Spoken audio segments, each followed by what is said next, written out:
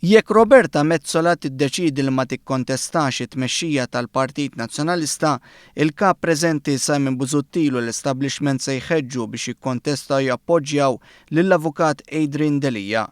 Dan anke jekk bħal Mezzola għandu l-problema li mhux membru tal-Parlament Malti.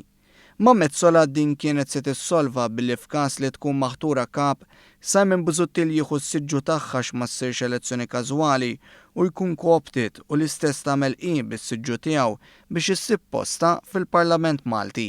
Iżda jidher li Mezzola għadha mhix konvinta għal kollox li tħalli Brussell u tiġi lejn Malta u dan wassal biex dawk li fl-istamperija jiġbdu l-ispak bdew jaħsbu f'alternattiva li skont imkejjem marfa sew jista' jkun Adrian Delija li minbarra li hu avukat magħruf fi ċriki nazzjonalisti huwa wkoll President tal-klabb tal-futbol ta' Birkirkara.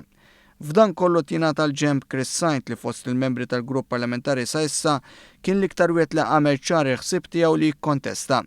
Tant li kien hemm kandidati nazzjonalisti bħal Wayne Hewitt li diġà ħarġu jappoġġjawh fil-miftuħ.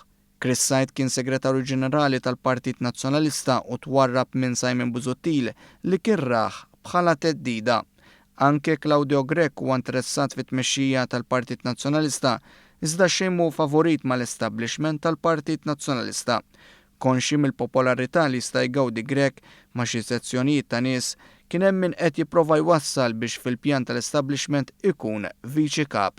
Il-Partit Nazzjonalista se jaħtar il-kap fis-16 ta' Settembru u sa issa ħadd ma ddikjara l-intenzjoni tiegħu li jkun kandidat għalkemm l-ewwel dikjarazzjonijiet pubbliċi mistennija jsiru lejn tmiem il-ġimgħa.